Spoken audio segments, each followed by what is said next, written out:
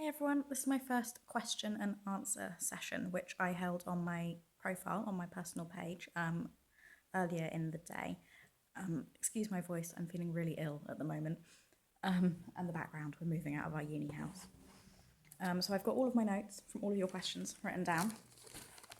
And there were loads of them, which was really good. But if you've got any extras that aren't covered in this video, then just leave a quick comment below and I'll see if I can either do a blog or a vlog or something to help out with that one as well. So one of the first questions I got was about claw clipping. I'm going to do a whole separate video on that when I get home because my pug was and still can be an absolute nightmare for her claws. So I think it's probably easier to show you for that one, especially on a dog that is actually a pain.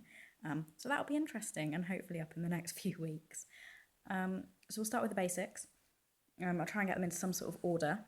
A really good question that came up was about grooming at home, how often you should groom and what tools you should use. It varies massively depending on what breed of dog you have, but the basics are weekly grooming, regardless of breed, is always good at home. So even if it is just a pug with a really short coat and you're just going over it with a brush once a week just to make sure they get used to everything and running your hands over every inch of the dog's body so they get used to being touched all over. It makes it easier for vets and groomers if they ever need to examine a certain part of the dog. Focus particularly on ears,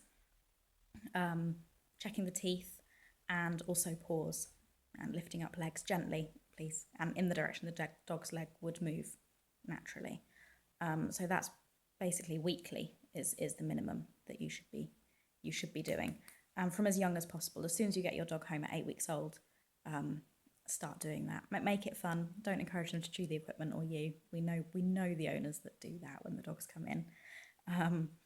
So please don't do that. It's dangerous for them as well if they start chewing on scissors and stuff. But make it interesting. Don't do too long a session. So if you've got a dog with a really long coat, for example, if you've got something like a cockapoo, they've got quite a tricky coat to manage and they're quite deceptive in that when they're a puppy, knots tend to just fall out and it doesn't seem too bad. And then they hit coat change about 6-8 months old and all of a sudden they do literally knot overnight and it is a nightmare. So it's far easier if you do, say, 10-minute sessions every day. So if you do one leg one day, next leg the next day and just work your way around the dog. And then by the time the next week comes around, you'll be starting again. But that's a nice, easy way of doing it, and it stops the dog being too overwhelmed with the whole process. Brush-wise, if you've got a short-coated dog such as a pug or a staffy or a boxer or anything with that sort of single layer, really quite fine, very, very short coat, you can get a Zoom groom.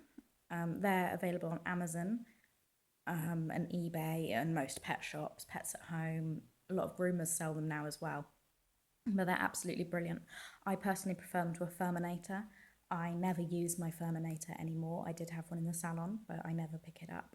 And I use the Zoom Groom on everything, really. It's absolutely brilliant. You can get different ones for different coat lengths, but I use them in the bath as well. So you can use them to massage in shampoo onto short-coated breeds.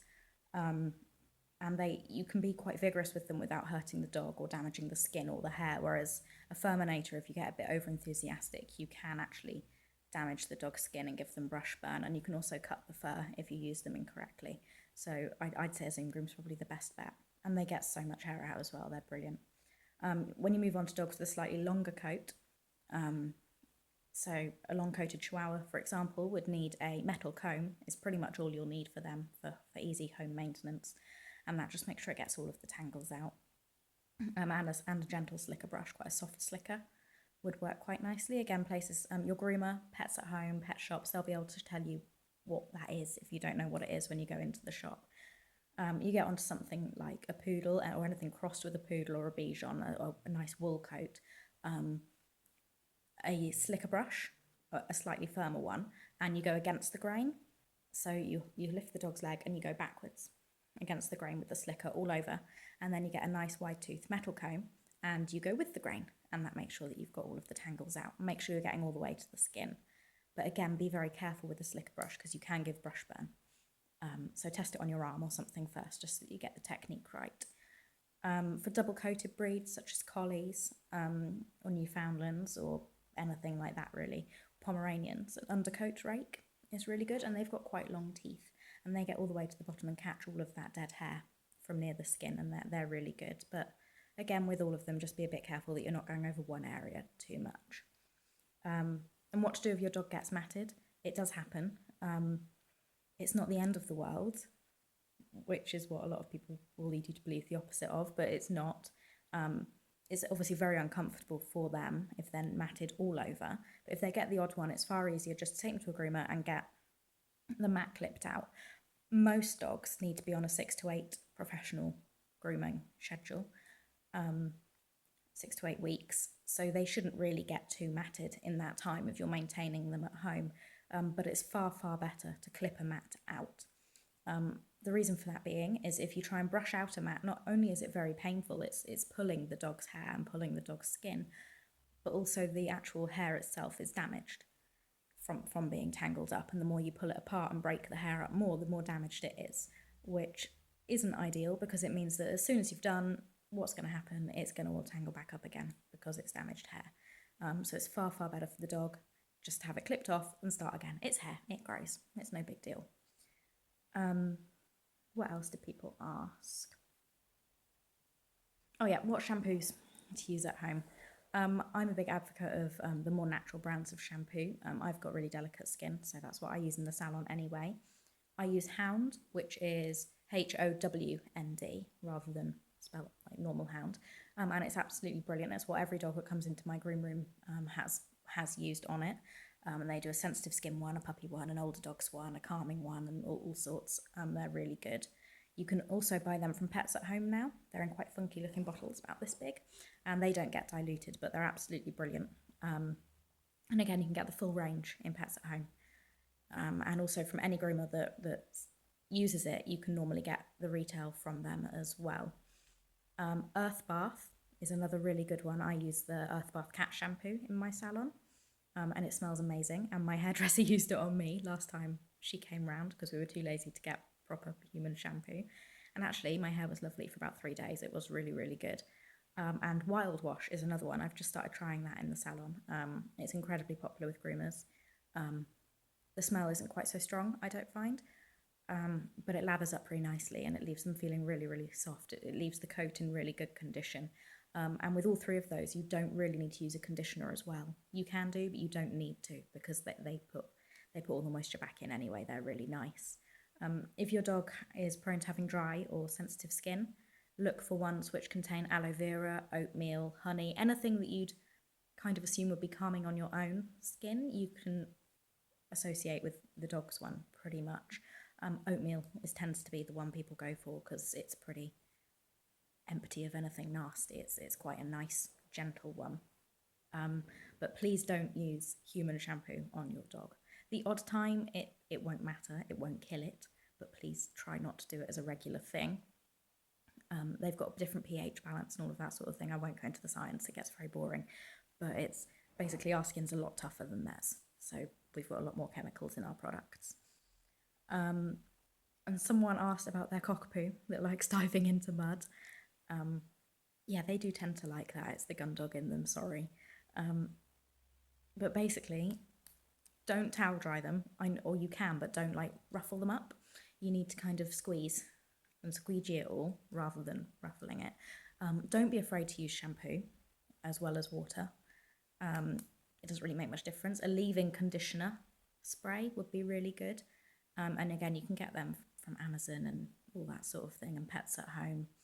And you basically just spray it through the coat while you're drying. Don't leave them to air dry. Use a hairdryer and brush them and comb them as you're drying. And that will make sure that you're not leaving any knots in there, because the second a knot dries, it dries a lot tighter and it's far harder to get out. And that goes for the person that asked about how we get them nice and fluffy and nice and straight coated. Like poodles don't leave a salon curly normally, and cockapoos always come out with a really straight coat. And basically that is because we brush every inch of them as we're drying them. If you leave them to air dry, their coat will go back to being wavy. Whereas if you brush it whilst you dry it, their coat will stay nice and straight. And if you don't like your dog coming back from the groomer all straight, I'm sorry, we have to do it. It's the only way to get an even cut all over. Just spritz them with a bit of water, like a gentle mist. Don't soak them, but yeah, gentle mist, and they'll dry curly again, or even ask your groomer and we can do that too. What else do people want to know? Oh, keeping them smelling nice for longer at home. Really good quality shampoo, dog shampoo, and don't be afraid to really rub it in, really massage it into the coat. Give them, I mean, all dogs that come into me get 2 washes minimum. So give them 2 washes through with it, get it really, really in there. I mean, you can use rubber gloves, because I think the lady that asked has a pug. So if you use like you're washing up marigolds and really, really massage it in, that's going to get it nice to the bottom and get rid of any dirt and grotty stuff that they've decided to stick their faces in. My pug does that quite a lot. Give them a really good rinse and then dry them. Don't leave them to air dry. Dry them and spray them with a bit of doggy cologne. Again, you can get loads of them. My favourite at the moment are the ones from Hound because I know that they're chemical free. But you can normally get ones that match the shampoo you've used, which is nice. But again, don't use human perfume, please. Please use the dog one. I think, oh yeah, treats to complement the coat.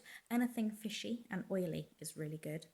I tend to cheat. I use fish for dogs as treats for mine. I really like it. It stinks, but my dogs love them. And sardines, just bog standard from like Lidl's. You get like tins of sardines. I give them sardines once a week, which is really good.